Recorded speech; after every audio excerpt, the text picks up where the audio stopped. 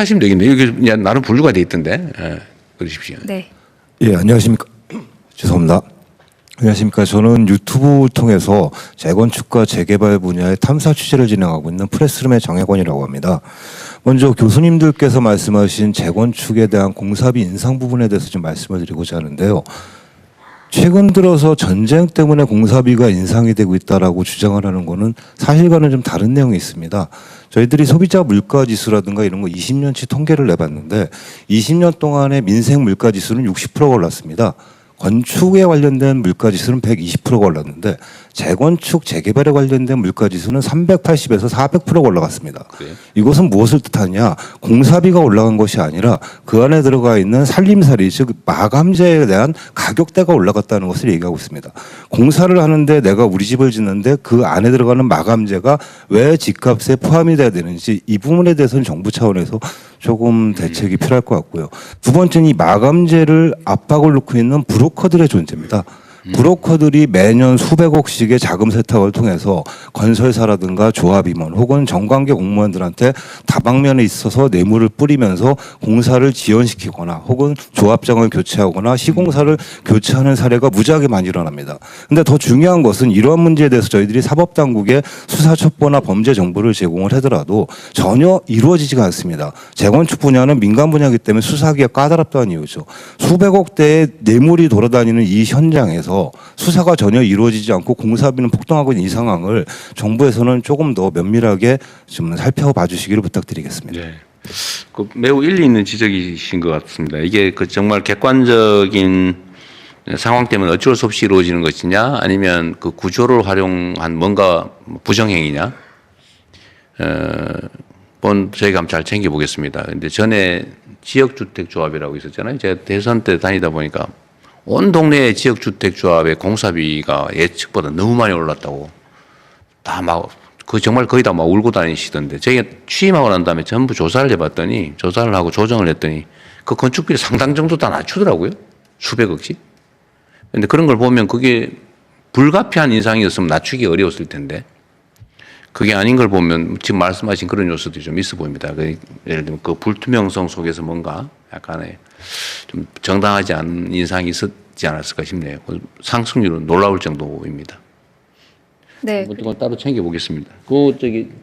한번 전면 점검을 한번 해볼 필요는 있을 것 같아요. 네네. 저희 국조실의 그 감찰 조직이랑 뭐 관련된 그 사업 감찰하는 조직들이 있으니까 좀 하겠습니다. 제대로 보겠습니다. 네. 그거 한번 체계적으로 뒤져볼게요.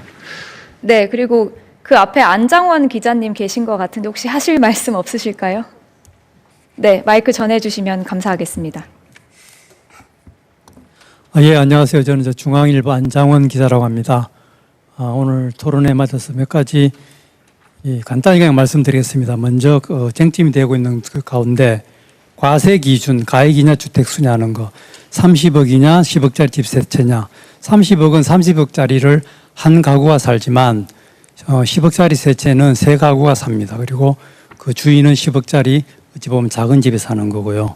그래서 가액이냐 주택수냐를 갖고 따지는 거는 되게 편의적이고 관료주의적이고 쉬운 발상인 것 같습니다. 물론 다주택주택자라는 게 다주택자들이 집을 사니까 집이 부족해서 살 집이 부족해서 이를테면 실수요자라든가 무주택자가 집 살 기회가 없느냐는 발상인데, 그거는 주택수가 절대적으로 많이 부족할 시절의 이야기지 지금처럼 어느 정도 주택 사정이 나아진 상황에서는 조금 구시대적인, 이를테면 좀 바꿔야 되지 않을까라는 생각이 듭니다. 그게 지금 다주택자 규제가 2004년부터 해서 노무현 정부 때부터 지금 양도세, 종부세 도입이 됐는데 20년이 지나도록 통계적으로도 보고 하면은 1주택자 비율이 는 것도 아니고 다주택자 비율이 눈에 띄게 줄어든 것도 아닙니다. 그리고 자가 부여율이 또 급속하게 오른 것도 아닙니다. 그때나 따져보면 큰 변동은 별로 없습니다. 그래서 가액 기준으로 해서 가액 기준이 아니고 가액이냐 주택수냐를 떠나서 저는 용도를 보고 어떻게 쓰느냐를 보고 이거를 거주용으로 쓰느냐, 아니면 이걸 임대를 할 거냐, 아니면 이걸 며칠에 한 번씩 오는 별장으로 쓸 거냐, 또는 비워놓기만 하느냐, 이런 거에 따라서 이를테면은 그 과세 기준을 달리하면 어떨까 하는 생각을 해봅니다. 그러면은 뭐 공정시장 가액 비율이라든가 기술적으로는 가능한 부분인 것 같고요. 그리고 그 다음에 그 과세 균형에 있어서 보유세 강화, 그 다음에 거래세 인하를 말합니다만은 저 역시 보유세는 강화해야 된다고 생각합니다. 지금 보면은 흔히 그 지금 저희 나라 그 세부담 정도가 어느 정도냐를 말할 때 GDP 대비로는 지금 OECD 평균보다 높고 그 다음에 실효세율이라고 해갖고 집값 대비로는 낮다고 이야기합니다. 이것은 어떻게 보면은 어린아이가 어른 옷을 아주 싼 가격에 입는 그런 상황과 비슷합니다. 어린아이 입장에서는 가격이 할인된 가격이지만 비싼 셈인 거고 옷에 비해서는 싼 가격인 상황입니다. 그러면 거기서 그 적정한 균형점을 찾아야 된다고 생각합니다. 그러기 위해서는 우선 먼저 보유세는 일단 좀 강화될 필요가 있을 것 같고요.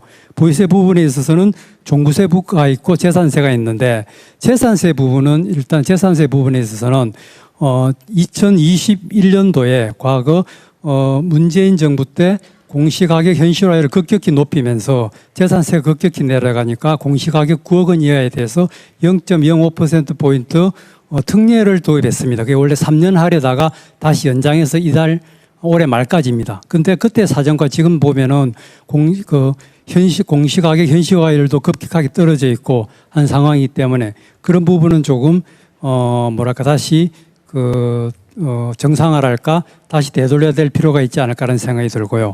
그리고 그 초고가 주택 부분에 있어서는 저는 초고가 주택은 앞서도 이야기 있었습니다만은 초고가 주택이 집값 주도를 선도합니다. 그리고 초고가 주택은 어떤 실수요적인 측면 예외, 희소 가치라든가 그 다음에 과시적 효과라든가 이런 것 때문에 가격이 상당히 많이 부풀려 있습니다. 그리고 초고가 주택은 대개 큰 집이고 합니다. 그러면 이거는 자원 낭비라는 측면에서 보다 하더라도 이것은 어떤 기후 위기든지 이런 상황에서 과연 맞는가라는 생각이 들고요. 그런 측면에서 초고가 주택에 대해서는 더 많은 과세가 필요하지 않을까라는 생각이 듭니다. 그러면 초고가 주택에 대해서 과세할 경우에 그에 대한 조세 부담이 저항이 있을 수 있겠지만 제 생각에는 초고가 주택을 가진 분들은 초고득 자산가일 수 있을 테고 이런 분들은 기부도 많이 하고 보시도 많이 할 겁니다. 어차피 세금 많이 내려는 거는 국가에 대해서 국민에 대해서 기부하는 것과 마찬가지지 않습니까? 그래서 그렇게 저항을 많이 할까라는 생각이 들고요. 그리고 적정한 가격이 어느 정도라는가를 생각해 보면은 지금 종부세가 부과되는 공시가격 12억 원은 주택수 기준으로 보면은 올해 보면 대략 한 전국 주택수의 한 3%, 서울의 한 15% 정도 됩니다. 그러면은 이거를 만약에 공시가격을 30억으로 하면은 전국 주택수 기준으로 0.3% 정도가 됩니다. 그리고 대략 한 5만 가구 정도가 되고요. 공동주택 기준으로. 그럼 그거에 대해서 조금 더 높이는 게 어떨까 하는 생각이 들고요. 그리고 30억 정도 하자. 공시가격 30억. 그리고 공시가격이 한 20억 정도면 아마 한 1% 정도 될 겁니다. 그래서 제 생각은 1% 이내로 인해서 그 대상은 초고가이기 때문에 가능하면은 숫자는 좀 줄이는 게 맞지 않을까라는 생각이 듭니다. 그리고 지금 아까 말씀드린 것처럼 초고가 주택이 어떤 자산 가치의 불평등이라든가 소득 양극화와도 관련된 부분이 한데 지금 양도소득에 있어서도 사실 초과 양도소득이 되게 많습니다.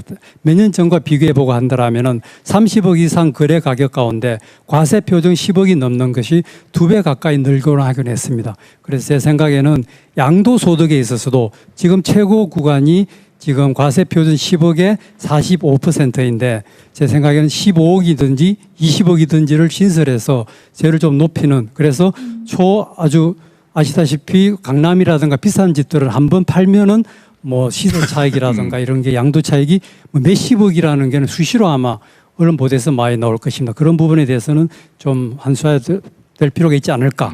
그리고 지금 또 취득세 부분에 있어서 고급 주택이 있습니다. 고급 주택이라고 지금 집 크기만을 가지고 대략 100평을 넘게 따지는데 저는 그 고급 주택의 부분에 있어서도 아까 그 초고가 주택의 금액 기준도 같이 적용해서 하는 게 어떤가라는 가격 기준을 도입하자. 예, 가격 기준도 같이 병행을 해서 집 크기라는 것은 과도한 주거의 과잉 낭비, 과소비라고 생각되기 때문에 그것과 함께 그 가격도 같이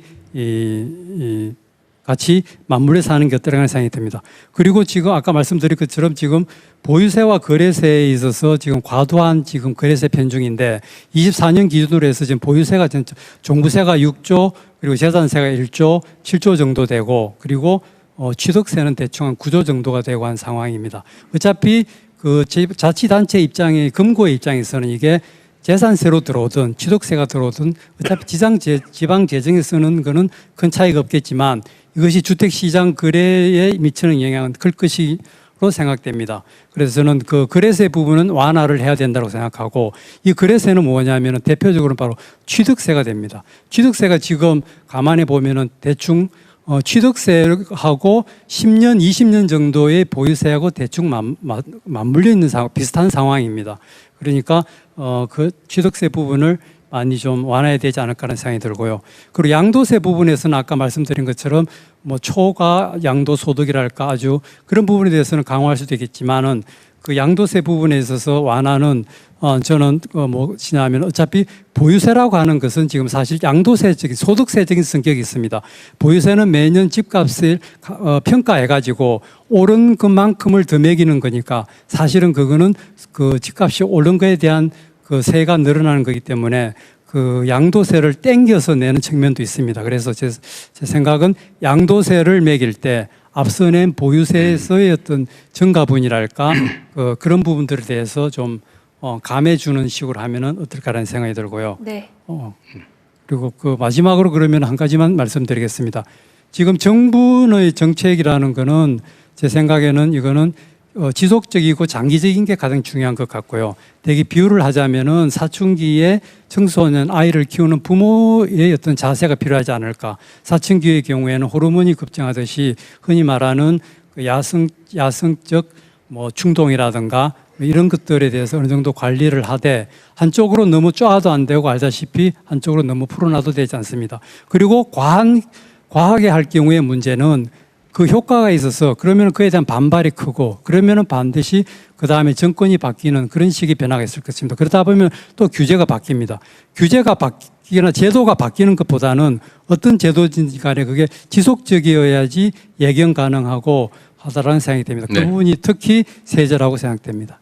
이상입니다. 감사합니다. 네, 좋은 지적을 많이 해주셨습니다.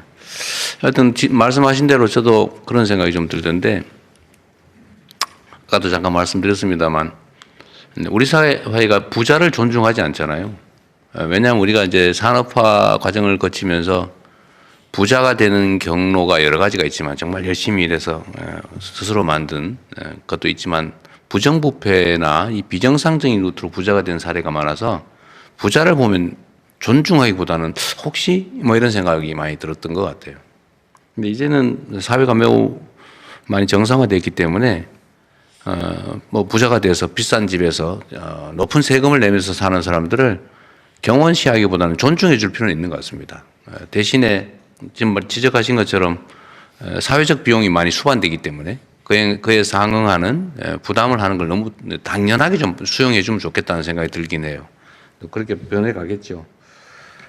그 보유세를 이제 양도소득을 계산할 때 필요 비용으로 인정해 주자 뭐 그런 말씀이신데 그것도 일리 있는 얘기 같습니다. 그건 나중에 그것도 한번 고려해 볼 필요는 있을 것 같아요. 그럼 덜 억울할 것 같아요. 네. 네, 또 다른 분들 네.